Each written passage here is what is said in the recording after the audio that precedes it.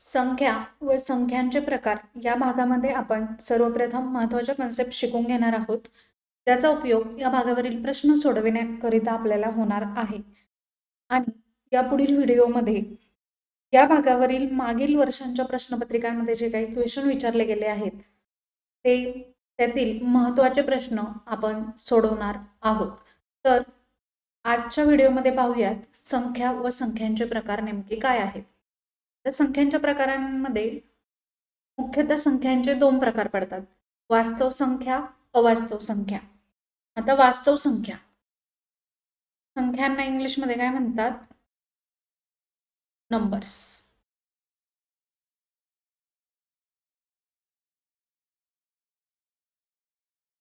Numbers.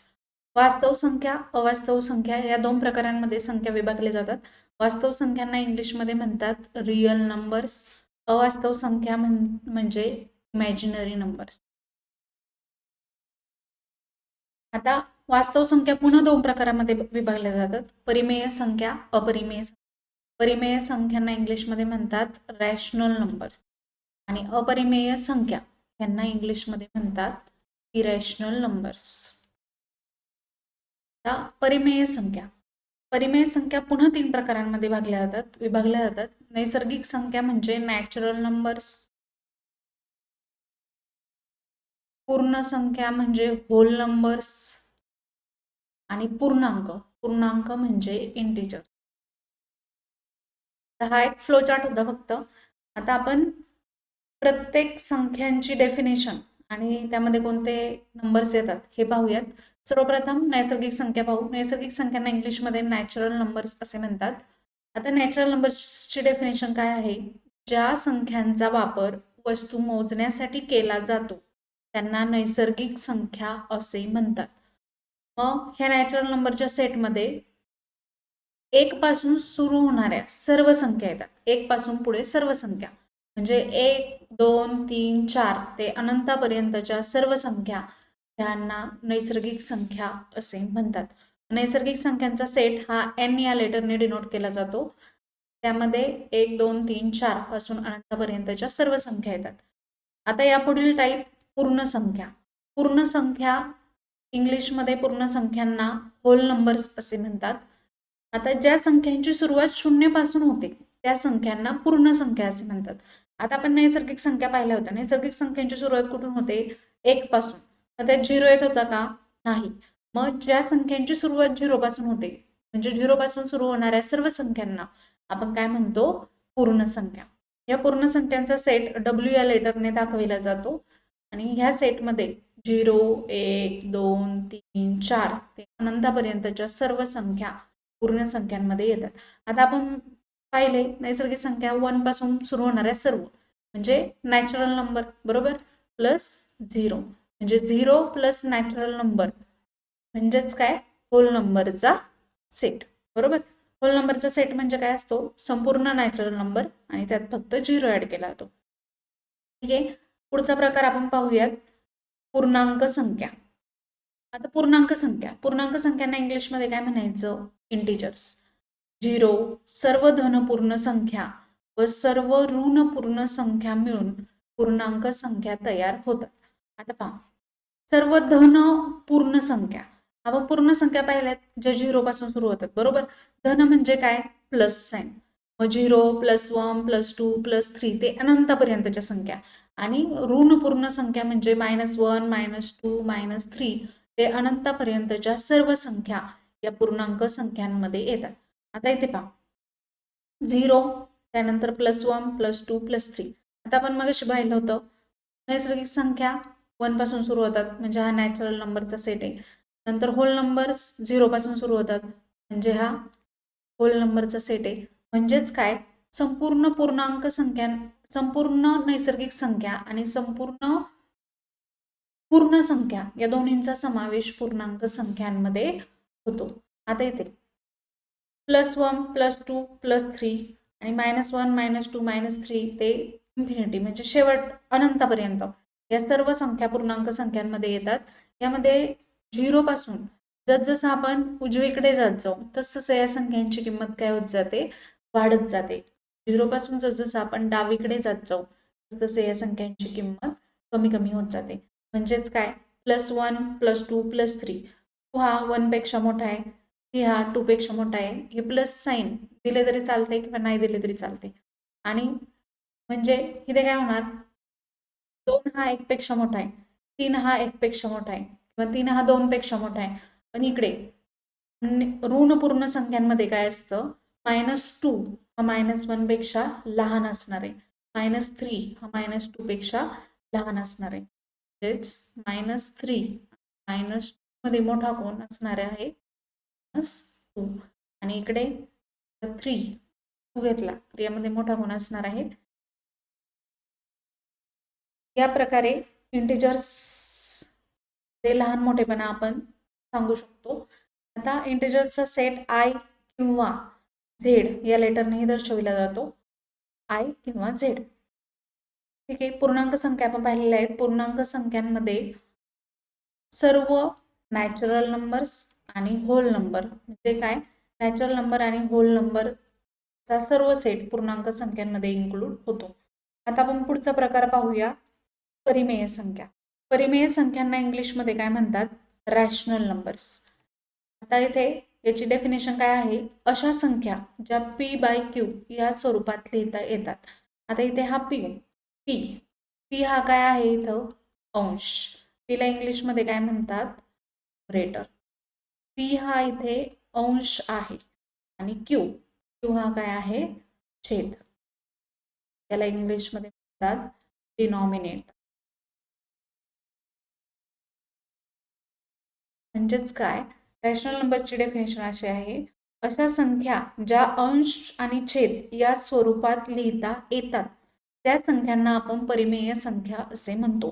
पण इथे p आणि q अंश आणि छेद नेहमी काय हव्यात, पूर्णांक संख्या. पूर्णांक संख्या म्हणजे काय, त्यात कोणत्या संख्या येतात हे आपण पाहिलेले. p आणि q ह्या पूर्णांक संख्याच हव्यात, पण q हा कधीही 0 नसावा. म्हणजे काय, छेद हा कधीही 0 नाही पाहिजे. आता छेद जर 0 असेल, वरती कुठलाही अंक असू द्या, पण छेद जर 0 असेल तर याचे उत्तर सांगता येत नाही. त्यामुळे q नॉट इक्वल टू 0, म्हणजे छेद हा कधीही 0 नसला पाहिजे. आता परिमेय संख्यांमध्ये आपण काही उदाहरणं पाहूयात.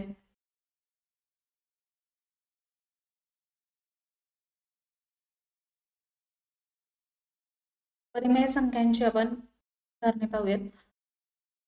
परिमेय संख्या 4 ही परिमेय संख्या आहे.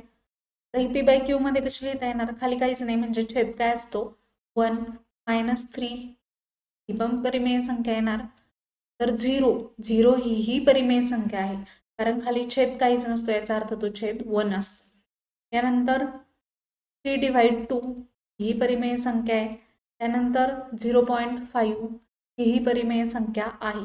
आता 0.5 ही परिमेय संख्या कशी आहे, ही p/q यामध्ये लिहिता येते का, तर पहा, आता समजा 1/2 घेतला आपण. ठीक आहे, 1/2 म्हणजेच काय, 1/2, बरोबर. आता हा भागाकाराचं उत्तर काय येतं, 2 ने 1ला भाग जात नाही, त्यामुळे इथे काय येणार, 0 पॉईंट, इथे याला 0. 2×5 = 10, बरोबर. म्हणजे याचं उत्तर 1/2 याचं उत्तर काय आलेलं आहे, 0.5. आता 0.5 हा 1/2चा दशांश स्वरूपात लिहिलेला आहे. मग परिमेय संख्यांमध्ये दशांश स्वरूपात लिहिलेल्या संख्याही येतात. त्यामुळे लक्षात ठेवा, 0.5 ही परिमेय संख्या आहे. यानंतर यात आणखी कोणत्या संख्या येतात, 1.2 डॉट 3.41 बार किंवा 1.41412 अशा संख्या. म्हणजे काय, आता हे इथं 1.41412 ही संख्या इथपर्यंत थांबली, पुढे पुढे गेली आहे का, नाही. म्हणजेच 0.5 सारखीच ती पण संख्या आहे. मग 0.5 1.41412 ह्यांना काय म्हणतात, खंडित दशांश.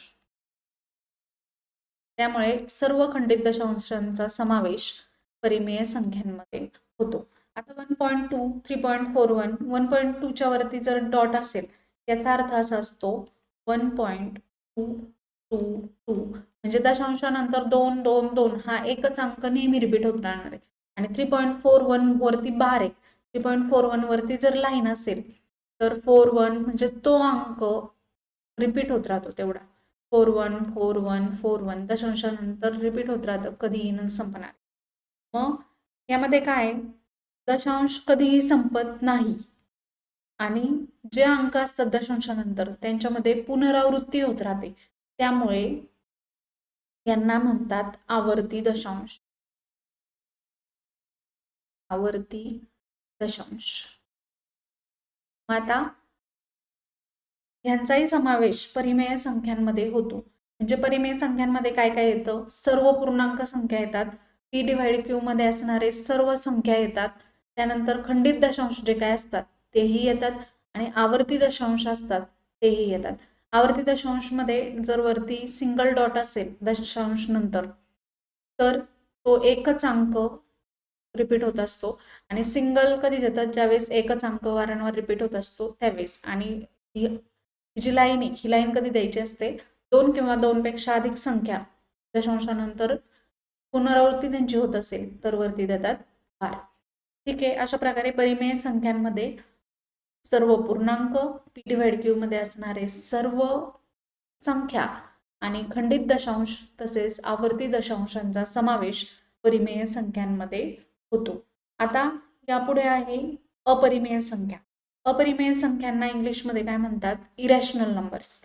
आता अपरिमेय संख्यांचे डेफिनेशन काय, अशा संख्या ज्यांचे दशांश रूप कधीही संपत नाही आणि त्यातील अंकांची पुनरावृत्ती देखील होत नाही. आता आपण परिमेय संख्यांमध्ये ही उदाहरणं पाहिलीत, 1.2 3.41 यांचं काय, दशांश कधीही संपत नाही पण याच्यातल्या अंकांची पुनरावृत्ती होते, त्यामुळे यांचा समावेश कशामध्ये होतो, परिमेय संख्यांमध्ये होतो. पण अपरिमेय संख्यांमध्ये अशा संख्या येतात ज्यांचा दशांश कधीही संपत नाही पण हे जे अंक असे रिपीट झालेत हे अंक रिपीट त्यामध्ये होत नाहीत, म्हणजे त्या अंकांची पुनरावृत्ती वारंवार होत नाही. आता उदाहरणासाठी बघा, समजा 3.4135 dash dash dash dash dash. आता यामध्ये हा दशांश कधीही संपत नाहीये दशांश रूप, पण त्यातील अंक जे दशांशानंतरचे ते अंक रिपीट सेम पॅटर्नने रिपीट होत नाहीत, त्यांची पुनरावृत्ती होत नाही, त्यामुळे ही संख्या काय आहे, अपरिमेय संख्या किंवा पाय. आता पायची संख्या काय असते, 22/7 पायची किंमत. आता ही जी 22/7 किंमत आहे पायची, ही किंमत मानली गेलेली. पायची किंमत एक्झॅक्ट 22/7 नसते, केवळ आपल्याला एक्झाम्पलमध्ये पायची किंमत घेऊन एक्झाम्पल सोडवता यावी याकरिता 22/7 त्याच्या नियर जवळपास मानली गेलेली आहे. मग 22/7 ची किंमत काय असते, समजा 22/7 कशी काय अपरिमेय संख्या येते, तर 7 त्रिक 21 खाली किती राहणार आहे, 1 बरोबर. 7 ने भाग जात नाही त्यामुळे इथे काय येणार पॉइंट, तर 7 1 7 खाली आले 3, पुन्हा भाग जात नाही, 7 चोक 28,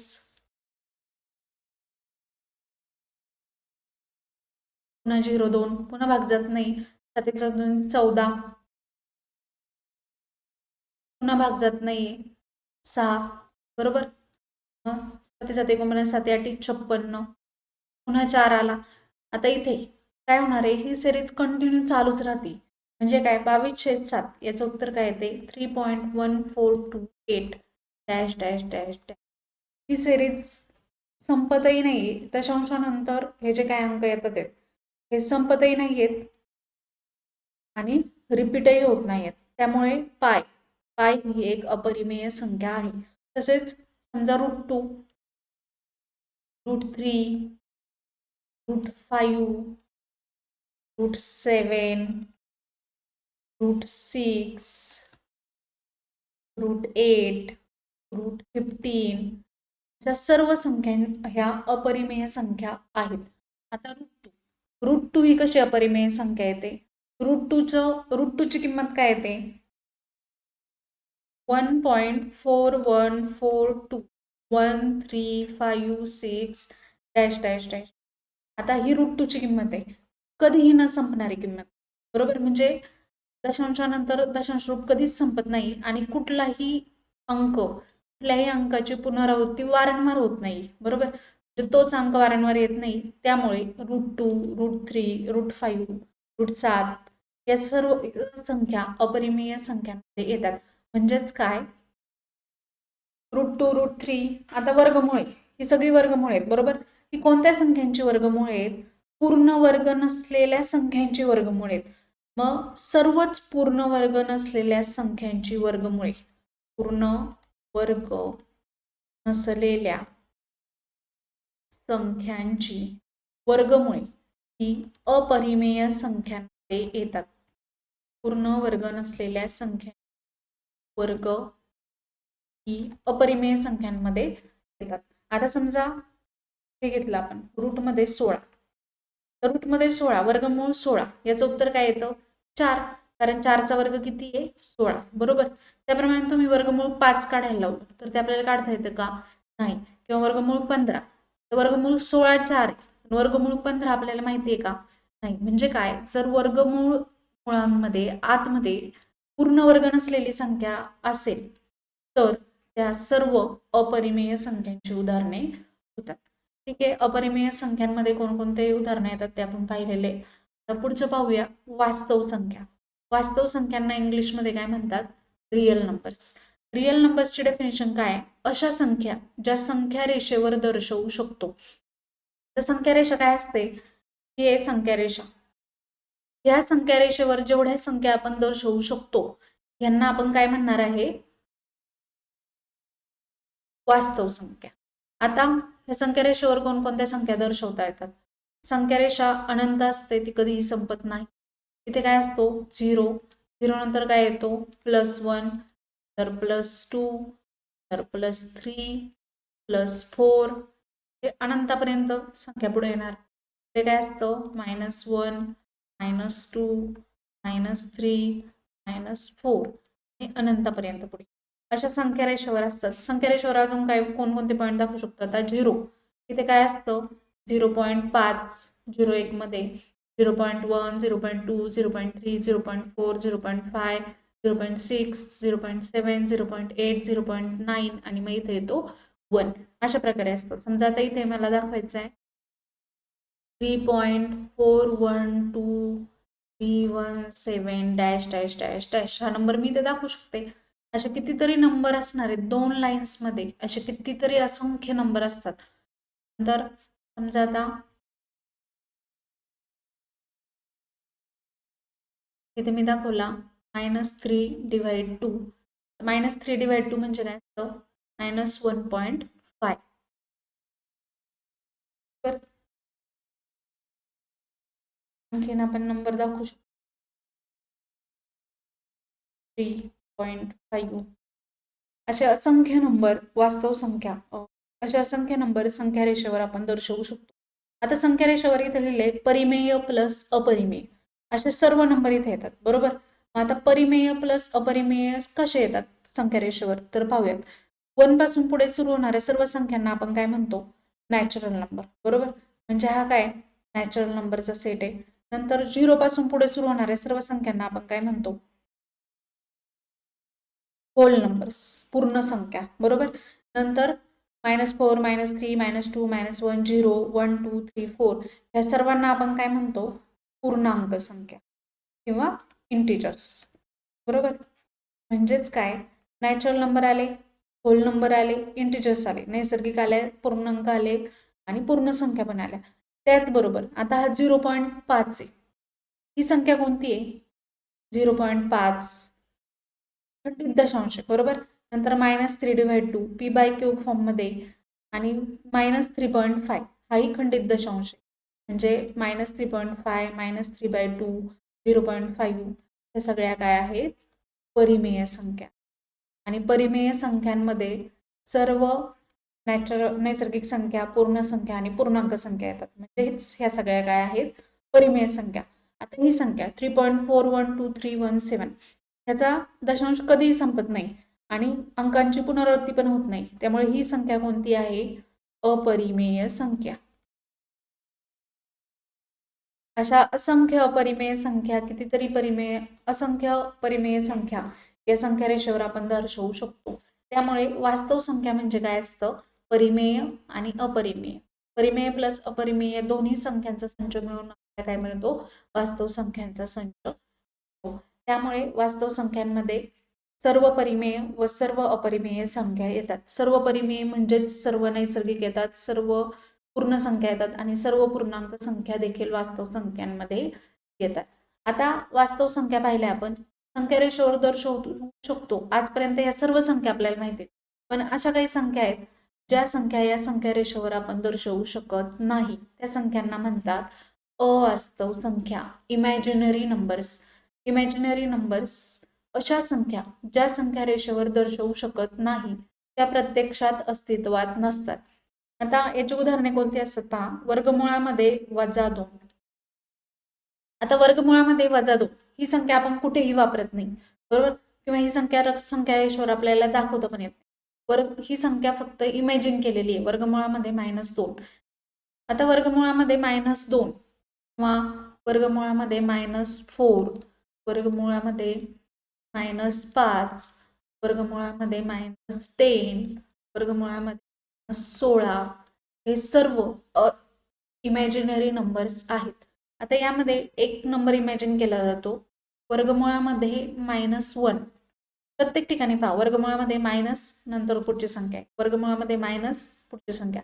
मग इथे वर्गमुळामध्ये जे -1 असतं याला यांनी एक इमॅजिनरी नंबर्स आय कन्सिडर केलाय. Imaginary numbers. आता समजा हा वर्गमुळामध्ये -2 आहे, बरोबर? याला आय इमॅजिनरी नंबर म्हणून आपण कसं दाखवू शकतो? वर्गमूळ 2 बाहेर आला, वर्गमूळ -1 राहिला, बरोबर? म्हणजेच तो उत्तर काय असणार आहे? वर्गमूळ 2i. अशा प्रकारे पण आपण इमॅजिनरी नंबर्स दाखवू शकतो. हे काय असणार आहे? वर्गमूळ 4i. वर्गमूळ 4 म्हणजेच काय? 2i. आय म्हणजे काय असतं? वर्गमुळात -1, बरोबर? मग इथं वर्गमूळ -1 बाहेर काढलं म्हणजे वर्गमूळ -1 याच्याऐवजी आय टाकला तर राहिलं काय शिल्लक? वर्गमूळ 4, बरोबर? मग वर्गमूळ 4 किती आहे? 4चा वर्ग 2चा वर्ग 4 आहे, त्यामुळे वर्गमूळ 4 बरोबर 2. त्याच प्रकारे वर्गमूळ -5 हे आपण कसं लिहू शकतो? वर्गमूळ -1 म्हणजे आय, म्हणजेच हे आपण लिहू शकतो वर्गमूळ 5i, बरोबर? तर वर्गमूळ -10 हे कसं लिहिता येणार आहे? वर्गमुळात 10i सेपरेट. म्हणजे अशा प्रकारे आपण अवास्तव संख्या दर्शवू शकतो. हे वर्गमूळ -16 हे कशी लिहिता येणार आहे? 4i, कारण 16चं वर्गमूळ किती आहे? 4. वर्गमुळात -1 म्हणजे i. अशा प्रकारे अवास्तव संख्या येतात. परीक्षेला हा प्रश्न असा विचारला गेलेला आहे, खालीलपैकी कोणती संख्या अवास्तव संख्या आहे? आणि त्यामध्ये बाकीचे 3 पर्याय ह्या वास्तव संख्या दिलेल्या आहेत आणि एका पर्यायामध्ये वर्गमुळामध्ये मायनस साइन दिलेलं देऊन एक संख्या दिलेली. अशा प्रकारचे क्वेश्चन संख्या या चॅप्टरवर विचारले गेलेले आहेत. आता आपले जवळजवळ सर्व प्रकार पाहून झालेले आहेत. संख्यांमध्ये आपण वास्तव संख्या पाहिल्या, अवास्तव संख्या. तर वास्तव संख्यांचे 2 प्रकार पाहिले की ज्यामध्ये परिमेय संख्या येतात, अपरिमेय संख्या येतात. आणि परिमेय संख्यांचे पुन्हा 3 प्रकार पाहिले, नैसर्गिक संख्या, पूर्ण संख्या, पूर्णांक संख्या. थोडक्यात नैसर्गिकमध्ये कुठून संख्या येतात? 1, 2 अप टू इन्फिनिटी, म्हणजे 1, 2 पासून अनंतापर्यंतच्या संख्या. पूर्ण संख्यांमधून फक्त नैसर्गिक संख्यांमध्ये काय ऍड होतो? 0, 1, 2 अनंतापर्यंत. पूर्णांक संख्यांमध्ये काय काय असतं? -3, -2, -1, 0, 1, 2 ते अनंतापर्यंतच्या सर्व संख्या ह्या पूर्णांक संख्यांमध्ये येतात. नंतर परिमेय संख्यांमध्ये ह्या सर्व संख्या तर येतातच, पण याबरोबरच p/q फॉर्ममध्ये असणाऱ्या किंवा खंडित दशांश असणारे, तर आवर्ती दशांश असणारे, बरोबर? ह्या सर्व संख्या ह्या परिमेय संख्यांमध्ये येतात. तसेच अपरिमेय संख्यांमध्ये कोणत्या संख्या असतात? पाय, तर वर्गमूळ 2, वर्गमूळ 3 किंवा असे दशांश की जे कधीही संपत नाहीत, 3.4135 डॅश डॅश डॅश डॅश कधीही संपत नाहीत आणि त्यांची पुनरावृत्ती पण होत. मग हे सर्व संख्या या वास्तव संख्यांमध्ये येतात. अवास्तव संख्यांमध्ये कोणत्या संख्या असतात? वर्गमुळामध्ये -2, वर्गमुळामध्ये -3 या सर्व संख्या, अशा प्रकारच्या संख्या अवास्तव संख्यांमध्ये येतात. मग आता यावरून आपण काय म्हणू शकतो, सर्व नैसर्गिक संख्या या परिमेय संख्या आहेत, सर्व नैसर्गिक संख्या या वास्तव संख्या आहेत. कारण वास्तव संख्यांमध्येच हे सर्व संख्या येतात. वास्तव संख्या सर्व परिमेय संख्या वास्तव संख्या येणार, सर्व अपरिमेय संख्या वास्तव संख्या येणार, बरोबर. पण सर्व वास्तव संख्या या परिमेय आहेत असं आपण म्हणू शकतो का? नाही, कारण त्यामध्ये अपरिमेय संख्या पण येतात. आपण असं म्हणू शकतो, सर्व वास्तव संख्या या परिमेय व अपरिमेय असू शकतात, बरोबर. म्हणजे काय, या प्रकारे आपण सांगू शकतो, परिमेय संख्यांचा संच वास्तव संख्या, अपरिमेय संख्यांचा संच वास्तव संख्यांमध्ये येतो. सर्व नैसर्गिक संख्या परिमेय आहेत, सर्व पूर्ण संख्या परिमेय आहेत, सर्व पूर्णांक परिमेय संख्या आहेत. आता असं दिलं तुम्हाला, सर्व नैसर्गिक संख्या या अपरिमेय संख्या संचात येतात, हे चुकीचे विधान आहे. म्हणजे अशा प्रकारे ही पेपरला क्वेश्चन विचारला गेलेला आहे. 4 स्टेटमेंट देतात, 4 विधानं दिली जातात. सर्व नैसर्गिक संख्या या वास्तव संख्या आहेत, सर्व पूर्ण संख्या या परिमेय आहेत, अशी 4 उदाहरणे देऊन तुम्हाला योग्य विधान ओळखा किंवा चुकीचे विधान कोणते आहे ते सांगा. अशा प्रकारे ही क्वेश्चन पेपरला विचारले गेलेले आहेत. आता आपण या व्हिडिओमध्ये संख्या व संख्यांचे कोणते प्रकार असतात हे पाहिलेले आहे. आता पुढील व्हिडिओमध्ये आपण यावर मागील पोलीस भरतीच्या मागील प्रश्नपत्रिकांमध्ये जे काही क्वेश्चन विचारले गेलेले आहेत ते पाहणार आहोत.